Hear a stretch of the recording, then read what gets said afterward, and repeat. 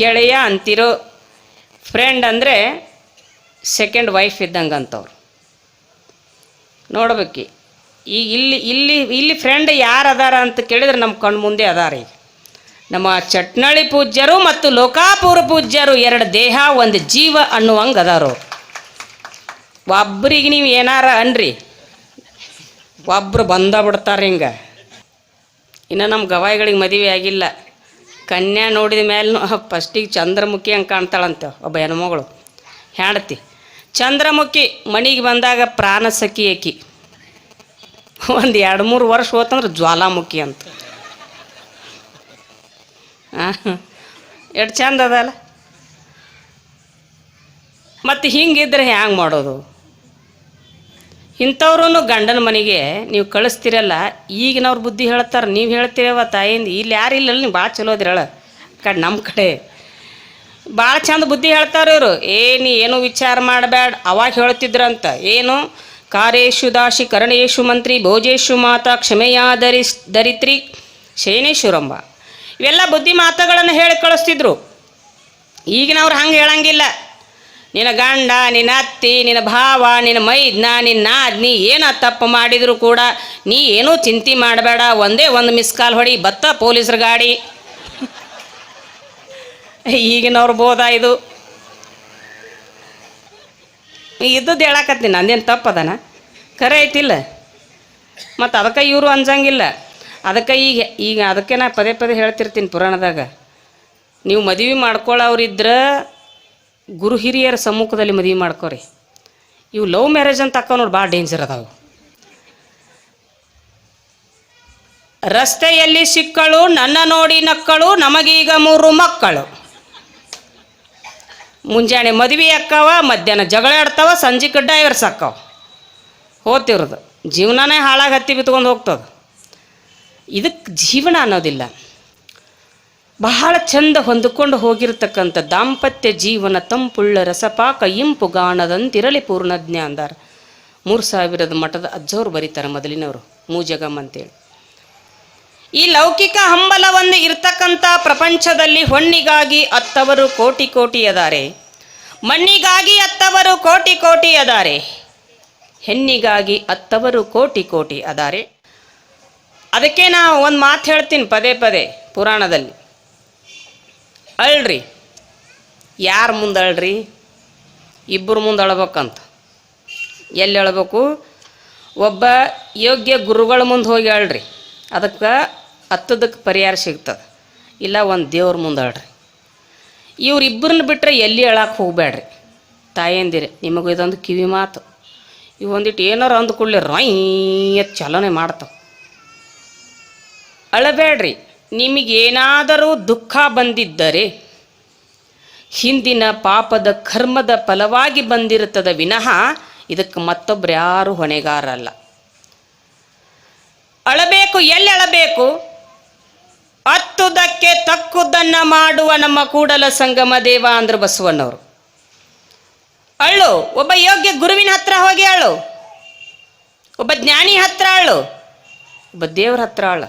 ಇವರಿಬ್ಬರನ್ನ ಬಿಟ್ರೆ ಮತ್ತೊಬ್ಬರ ಹತ್ತೆ ಕಳಬೇಡ. ನೀ ಬಾಜು ಮನೆ ಅವ್ರ ಮನೆಯಾಗ ಹೋಗಿ ಹತ್ತಿ ಅಂದ್ರೆ 9 ಮನೆ ಮಾಡ್ತಾರವ್ರು. ಒಂದು ಮನೆಗೆ ಹೋಗಿ ಮಾಡ್ತಾರಿಲ್ಲ. ಈ ಮದುವೆ ಆದ ಕೂಡಲೇ ಈ ಉಡೇಕಿ ಹಾಕ್ಕೊಂಡು ಹೋಗ್ಕಿರಿಲ್ಲ, ನಿಮ್ಮ ಕಡೆ ಪದ್ಧತಿ ಐತಿಲ್ರಿ. 5 ಮನೆ ಉಡೇಕಿ ಹಾಕ್ಕೊಂಡು ಅಳ್ಕೋಂತ ಹೋಗಿರ್ತಾರೆ. ಈಗ ಯಾರಿಗೆ ಅಳು ಬರಂಗಿಲ್ಲ. ಈಗ ಎಲ್ಲರೂ ಹಾಯ್ ಬಾಯ್ ಟಾಟಾ ಬಾಯ್ ಬಾಯ್ ಬಾಯ್ ಬಾಯ್ ಬಾಯ್ ಆರಾಮ್ ಗಾಡಿ ಹತ್ತಾರೆ. 2ನೇ ಸಲ ಗಂಡು ಬಂದಿರ್ತದೆ ಕರಿಯಾಕೆ. ಹಂಗೆ ಜೀಪ್ ನಿಂತಿರ್ತದೆ, ಬಾಯಾಗ ಒಂದು ಸಿಗರೇಟ್ ಇರ್ತದೆ ರೀ. ಕತ್ರಿಗಾಲು ಹಾಕ್ಕೊಂಡು ಅವ ಸ್ಟೈಲ್ ಮೇಲೆ ಹಿಂಗೆ ಸಿಗರೇಟ್ ಸೆದ್ಕೊತ ನಿಂತಿರ್ತಾನ. ಈಗ 2ನೇ ಸಲ ಉಡೇಕಿ ಹಾಕ್ಕೊಂಡು ಹೋಗುವಾಗ ಮಾತಾಟ ಅಳ್ತಿರ್ತಾಳೆ. ಅಳ್ಳುವಾಗ ಇವ ತನ್ನ ಪಾಡಿಗೆ ಆನಂದದಿಂದ ಸಿಗರೇಟ್ ಸೇದ್ಕೊತ ನಿಂತಿರ್ತಾನೆ. ಅದ್ರಾಗ ಒಂದು ಮುದುಕಿ ಭಾಳ ಬೆರಿಕಿರ್ತದೆ, 80 ವರ್ಷದ ಮುದುಕಿ. ಅದಂಥದಂತ ಇವ ನನ್ನ ಮೊಮ್ಮಗಳಂದ್ರೆ ಮತ್ತೆ ಇದನ್ನು ಸಂಬಂಧಿಕರದಲ್ಲ, ನನ್ನ ಮೊಮ್ಮಗಳು. ಮತ್ತು ಅಜ್ಜಿ ಅಂದ್ರೆ ಮೊಮ್ಮಗಳೆಲ್ಲ. ಈ ಮೊಮ್ಮಗಳರ ಇಟ್ಟು ಅಳ್ಳಾಕ ಹತ್ಯದ. ಇವ ನೋಡಿದ್ರೆ ಬಹಳ ಆನಂದದಿಂದ ಸಿಗರೇಟ್ ಸೇದಾಕ ಹತ್ಯಾನಲ್ಲ, ಇವನಿಗೇನು ಮನಸ್ಸದನ ಕಲ್ಲು ಬಂಡದನ ಅಂದಕ್ಕೆ ಸಮಾಧಾನ ಆಗಲಿಲ್ಲ. ಆಕೆಗೆ ಹೋಗಿ ಕೇಳಿದಳ್ರಿ, ಅಲ್ಲ ತಮ್ಮ, ಅಷ್ಟೆಲ್ಲ ನನ್ನ ಮೊಮ್ಮಗಳು ಅಳ್ಳಾಕತ್ತೈತಿ, ಉಡೇಕಿ ಹಾಕೊಂಡು ನಿನ್ನ ಮನೆಗೆ ಬರಾಕ ಅಳ್ಳಾಕತ್ಯಾಳ. ನೀ ನೋಡಿದ್ರೆ ಸಿಗರೇಟ್ ಸೇದ್ಕೋತ ಕತ್ರಿಗಾಲು ಹಾಕ್ಕೊಂಡು ಪ್ಯಾಂಟ ಸೂಟು ಬೂಟು ಹಾಕ್ಕೊಂಡು ನಿಂತಿದ್ದಿ ಸ್ಟೈಲ್ ಮೇಲೆ, ನಿನಗೇನು ಮನಸ್ಸದೋ ಕಲ್ಲ ಬಂಡೆ ಅದೋ ಅಂದಳಕಿ. ಅವಾಗ ಅವ ಅಂತಾನಂತ, ಅಜ್ಜಿ ನಿನ್ನ ಮೊಮ್ಮಗಳು ಎಲ್ಲಿ ತನಕ ಅಳತ್ತಾಳ? ಭಾಳ ಆದ್ರೆ ಉಡೇಕಿ ಹಾಕ್ಕೊಂಡು ತನ್ನ ತವರ ಮನೆಯನ್ನು ಬಿಟ್ಟು ಅಗಸಿ ಬಾಗಿಲಿಗೆ ಬರುತ್ತಾನ ಅಳತ್ತಾಳ. ಇನ್ನೂ ಭಾಳ ದುಃಖ ಐತಿ ಅಂದ್ರೆ ನನ್ನ ಗಾಡಿ ಹತ್ತು ತನ ಅಳತ್ತಾಳ. ಇನ್ನೂ ದುಃಖ ಐತಿ ಅಂದ್ರೆ ನನ್ನ ಮಣಿ ಹೊರ್ಸ್ಲ ದಾಟು ತನ ಅಳತ್ತಾಳ. ಒಮ್ಮೆ ನನ್ನ ಮಣಿ ಹೊರ್ಸ್ಲ ದಾಟಿದ್ಲು ಅಂದ್ರೆ ಸಾಕು ತಾಯಿ ಅಜ್ಜಿ, ಆದರೆ ಸಾಯು ತನಕ ಆಕಿ ಕಾಲಾಗ ನಾ ಅಳಬೇಕು, ಈಗ ರೆಸ್ಟ್ ಮಾಡಾಕತ್ತೀನಿ ಅಂದಂತ. ಒಂದು ನಿಜ ಐತಿಲ್ಲ. ಹೊಸ್ದಾಗಿ ಒಂದು ಹೆಣ್ಮಗಳು ಸೊಸಿ 1 ವರ್ಷ ಆಗಿರ್ತದ, ಭಾಳ ಚಂದ ಹೊಂಟಿರ್ತದ. ಅವ್ರ ಮನ್ಯಾಗ ಒಟ್ಟೆ ಬಾಯಿ ಜಗಳನೇ ಆಗಿರಂಗಿಲ್ಲ. ಮಗ್ಗಲ ಮನೆ ಮಲ್ಲೋ ಹೊಟ್ಟೆ ಕಿಚ್ಚು ಬರ್ತದೆ, ಇವ್ರ ಮನ್ಯಾಗ ಜಗಳಾಡವಲ್ರಲ್ಲ ಅಂತ ತಿಳ್ಕೊಂಡು. ಆವಾಗ ಒಂದು ದಿನ ಅಚಾನಕ್ ಮತ್ತು ಮನೆ ಅಂದಮೇಲೆ ಬರೋದಲ್ಲ, ಹೌದಿಲ್ರಿ? ನಾ ಅದಕ್ಕೆ ಹೇಳ್ತೀನಿ, 100 ರುಂಬಾಲ ಕೂಡಿರ್ತಾವೆ, 3 ತುರುಬು ಕೂಡಿರಂಗಿಲ್ಲ ಅಂತ. ಏನು ರೀ, ಈ ಬಳಗ ಹೊಂದ್ಕೋಬೋದು, ನೀವು ಹೊಂದ್ಕೊಳ್ಳೋದು ಭಾಳ ಕಷ್ಟ. 100 ರುಂಬಾಲ ಗೊತ್ತಾಕೈತಲ್ಲ, 100 ರುಂಬಾಲ ಅಂದ್ರೆ ಗಂಡ್ಮಕ್ಳು. 100 ಮಂದಿ ಕೂಡಿರ್ಬೋದು, ಇವರು 3 ತುರುಬು ಕೂಡಿರಂಗಿಲ್ಲ ಅಂತೇವ. 3 ಮಣಿ ಮಾಡೇ ಬಿಡ್ತೀರಿ ನೀವು. ಇಲ್ಯಾರಿಲ್ಲ, ನೀವು ಚಲೋ ಅದಿರಿ. ಅಲ್ಲಿ ಆ ಕಡೆ ನಮ್ಮ ಕಡೆ ಆ ಹೆಣ್ಮಕ್ಳು ಮನೆ ಒಳಗೆ ಹಾಗೆ ಸ್ವಲ್ಪ ಜಗಳ ಚಾಲೋ ಆಯ್ತು. ಚಾಲೋ ಆದಾಗ ಅಟ್ಟ ನೆವ ಸಿಕ್ತು ನೋಡ್ರಿ. ಸಿಕ್ಕಾಗ ಹೊರಗೆ ಕಟ್ಟಿಗೆ ಬಂದು ಕೂತ್ಲು. ಕರೆದ್ಲು ಸೊಸಿನ, ಯಾಕೋ ನಿಮ್ಮ ಅತ್ತೆ ಬಾಯಿ ಮಾಡಾಕತ್ತಿದ್ಲಲ್ಲ, ಎಷ್ಟು ಚಂದ ಕೇಳ್ತಾರೆ ಗೊತ್ತಾ, ಇವ್ರದ್ದೊಂದು ಕಲೆ ಭಾಳ ಚಂದ ಇರುತ್ತೆ. ಯಾಕೋ ನಿಮ್ಮ ಅತ್ತಿ ಭಾಳ ಬಾಯಿ ಮಾಡಾಕತ್ತಿದ್ಲಲ್ಲ ಯಾಕೆ ಅಂತ ಕೇಳ್ತಾಳೆ. ಅದಕ್ಕೆ ಏನೂ ಗೊತ್ತಿಲ್ಲ. ಈಕಿ ಚಾಡಿ ಚೂಸ್ತಾಳ ಅನ್ನೋದು ಗೊತ್ತಿಲ್ಲ, ಈಕಿ 1 ಮನೆಗೆ ಹೋಗಿ 9 ಮನೆ ಮಾಡ್ತಾಳೆ ಅನ್ನೋದು ಗೊತ್ತಿಲ್ಲ. ಅದು ಮೊದಲ ದುಃಖನಾಗಿರ್ತದ. ಈಕಿ ನಮ್ಮವ್ರು ಅಂತ ತಿಳ್ಕೊಂಡು ನಂಬಿ ಅದನ್ನು ನಡೆದದ್ದೆಲ್ಲ ಮನೆಯಿಂದ ಆಕಿ ಮುಂದೆ ಹೇಳಿಬಿಡ್ತಾರೆ. ಆಕಿ ಕೇಳಿದ್ದು ಎಷ್ಟು ಮಾತು? 1 ಮಾತು, ಹೌದಿಲ್ಲ? ಆ ಹೆಣ್ಮಗಳು ನಿಮ್ಮ ಮನೆ ಒಳಗೆ ಏನು ನಡೆದಿತ್ತು, ನಿಮ್ಮ ಅತ್ತೆ ಏನಂದ್ಲು, ಇದು ಒಂದೇ ಮಾತು ಕೇಳಿರ್ತಾಳೆ.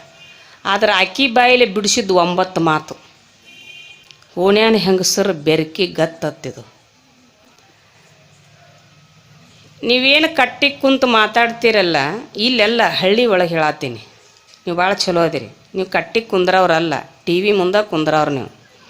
1 ಮನೆಗೆ ಹೋಗಿ 9 ಮನೆ ಮಾಡತಕ್ಕಂಥ ಹೆಣ್ಮಕ್ಳು ಕಟ್ಟಿ ಕುಂತವರು ಏನು ಹೇಳ್ತಾರೆ, ಅದಕ್ಕೆ ಒಂದು ಭಗವಂತನಲ್ಲಿ ಅಳು, ಒಂದು ದೇವರಲ್ಲಿ ಅಳು, ಇನ್ನೊಬ್ಬರ ನೆರೆ ಹೊರೆಯವರ ಮನೆ ಮುಂದೆ ಹೋಗಿ ಅಳಬೇಡ. ಭಾಳ ಚಂದ ಹೇಳ್ತಾರು. ಅಂಥವ್ರ ಮುಂದೆ ಹೋಗಿ ಅತ್ತಿ ಅಂದರೆ ನೀನು ನಿನ್ನ ಜೀವನವೇ ಸರ್ವನಾಶ ಮಾಡ್ಕೋತಿ. ಒಬ್ಬ ಸದ್ಗುರುನಾಥನಲ್ಲಿ ಹೋಗಿ ಅಳು, ಜ್ಯೋತಿರ್ಲಿಂಗೇಶ್ವರನ ಹತ್ತಿರ ಬಂದಳು, ಭಗವಂತನ ಹತ್ತಿರ ಬಂದಳು.